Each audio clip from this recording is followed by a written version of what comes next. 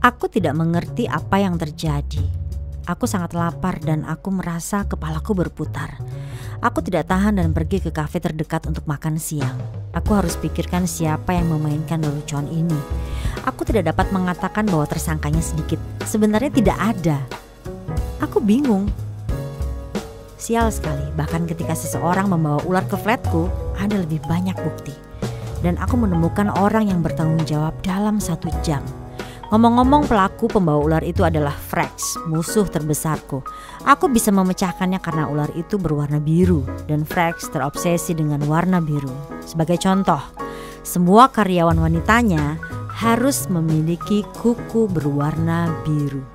Bayangkan saja, sementara karyawan laki-laki mereka harus memakai dasi biru. Dan untuk saat ini aku tidak punya bukti sama sekali. Surat tidak ditulis dengan tangan, jadi aku tidak dapat menemukan tulisan siapa itu. Mungkin ada sidik jarinya, tetapi saat aku menggenggam surat sepanjang hari sepanjang penyelidikan, aku akan menjadi tersangka utama dalam kasus ini. Akhirnya aku mendapatkan taco yang telah lama aku tunggu. Tapi ada satu kejutan lagi. Seseorang telah meletakkan amplop di piringku. Ketika aku membukanya, aku hampir tidak bisa duduk diam. Di dalam amplop itu ada foto-foto ibuku.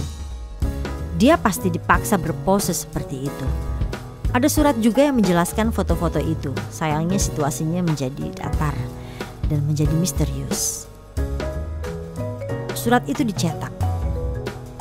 Tulisannya, permintaan maaf di depan umum atau ini sebagai endingnya. Aku segera menelpon ibu, tapi seperti yang kuduga, teleponnya dimatikan. Hanya satu hal yang jelas. Aku mulai berpikir apakah aku pernah mengecewakan seseorang. Sekarang aku harus mencari tahu siapa sebenarnya dan mengapa. Apalagi orang itu telah menculik ibuku. Aku harus berhenti panik. Jadi aku mulai berpikir, ya ada sedikit pilihan. Aku bisa pergi ke polisi dan menutup pintu karirku selama-lamanya. Atau menemukan penulis surat palsu itu. I'm back. Detektif Marilyn kembali.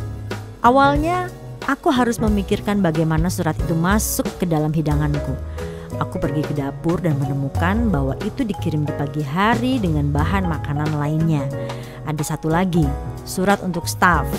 Ada fotoku di dalamnya dan sebuah catatan yang bertuliskan, berikan amplop yang lain kepada wanita ini saat dia datang.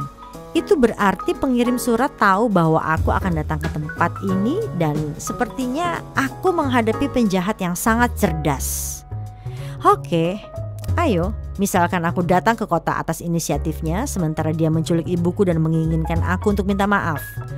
Tapi dia tidak mengatakan untuk apa aku harus minta maaf. Aku menyebut skema ini sebagai kumpulan semua dosa-dosaku. Satu hal lagi. Kedua surat itu berada di tempat yang kotor, seolah-olah tangan pengirim itu ditutupi menjadi sesuatu yang berminyak. Aku mencoba mencari tahu siapa yang mengirim bahan makanan ke kafe. Tetapi ternyata pengiriman hari ini dilakukan bukan oleh pemasok mereka yang seperti biasanya. Sederhananya begini. Mereka telah menemukan belanjaan di dekat pintu masuk. Aku benar-benar meremehkan pria atau wanita yang berbuat ini. Dia pintar dan mungkin sangat pintar. Tapi bagaimana dia tahu kalau aku datang persis ke kafe ini? Aku memiliki begitu banyak pertanyaan. Aku harus memikirkan kesalahan apa yang telah aku lakukan baru-baru ini dan siapa yang telah aku kecewakan. Aku bahkan tidak melakukan penyelidikan apapun dalam beberapa bulan terakhir. Aku sedang duduk di kantor dan berdebat dengan kreditor. Terkadang aku pergi ke kantor Frax untuk membuang cat dan minum di hari libur. Karena aku tidak punya pekerjaan, aku dapat mengatakan bahwa hari liburku hampir setiap hari. Apakah mungkin itu Frax? Tentu saja dia tidak terlalu menyukaiku, tapi dia tidak akan menculik seseorang. Jika orang tahu, karirnya akan hancur total. Tapi apakah ada pilihan lain?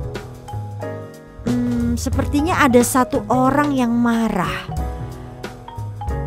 Tapi tidak mungkin jika itu dia. Tapi sepertinya aku tahu siapa pengirim surat itu.